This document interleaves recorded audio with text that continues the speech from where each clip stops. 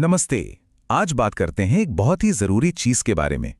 एक कॉल खत्म होने के बाद क्या करना चाहिए ताकि हर बातचीत, हर इंटरैक्शन सही तरीके से रिकॉर्ड हो सके। तो कॉल खत्म, अब क्या?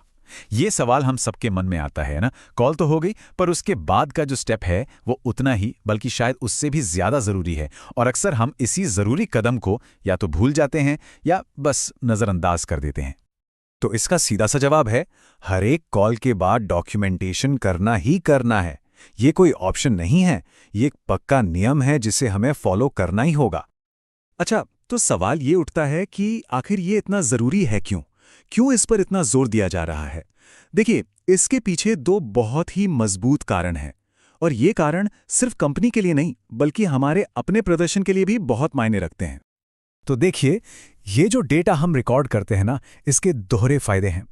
एक तरफ इससे कंपनी को हर कस्टमर से हुई बातचीत का एक बिल्कुल साफ साफ रिकॉर्ड मिल जाता है, और दूसरी तरफ ये हमारे अपने लिए हमारी अपनी मेहनत और सफलता का एक पक्का सबूत बन जाता है।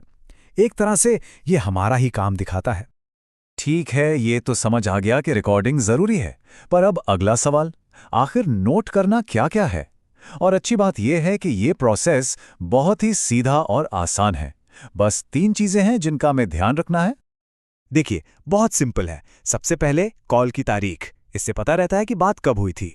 दूसरा, कस्टमर का रिस्पॉन्स, मतलब उनकी तरफ से क्या जवाब आया, बातचीत का नतीजा क्या निकला। और तीसरा, जो कि बहुत जरूरी है, अगर पेमेंट का कोई वादा हुआ है तो उसकी तारीख। बस ये 3 चीजें, तारीख, रिस्पॉन्स और प्रॉमिस पेमेंट डेट, ये तीनों जानकारी ही सबसे क्रिटिकल हैं।